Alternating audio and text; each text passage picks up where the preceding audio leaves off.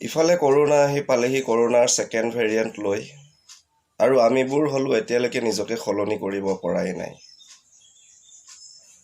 এতিয়াও একাংশই নিজৰ মাজত সন্দেহ প্ৰকাশ কৰি আছে যে ক'ৰোনা বুলি কোৱা বস্তুটো প্ৰকৃততে আছে নে নাই নে ই অন্য কিবা ভুৱা আফৱাহে হয়। মানে যেতিয়ালৈকে তেওঁ নিজৰ গাত ক'ৰোনা নহয় তেতিয়ালৈকে তেওঁ বিশ্বাস নকৰে যে তেওঁ আচলমতে সংসাৰত ক'ৰোনা বুলি কোৱা বস্তুটো আছে। তেওঁ গাত ক'ৰোনা হোৱাৰ পাছত তেওঁ হস্পিটেলত যাব আৰু তাৰ পৰা এটা চেলফি উঠি কেনে পোষ্ট আপলোড কৰিব ছ'চিয়েল মিডিয়াত যে মই এতিয়া ক'ৰোনা পজিটিভ। তেতিয়া তেওঁ বিশ্বাস কৰিব যে সংসাৰত ক'ৰোনা বুলি কোৱা বস্তুটো আচলমতে আছে, নথকা নহয়।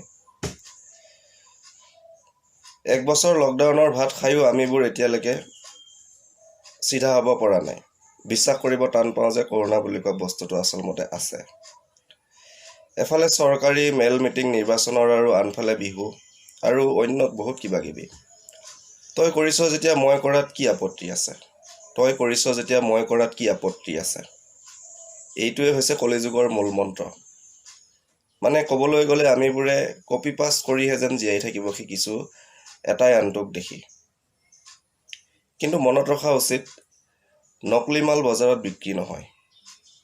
নকলি মাল বজাৰত বিক্ৰী নহয় আৰু যিমান পাৰে সেইটো কাৰণে নিজৰ অৰিজিনেল প্ৰডাক্টটো লগত ৰাখক।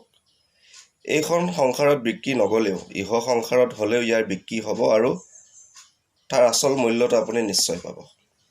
ধন্যবাদ।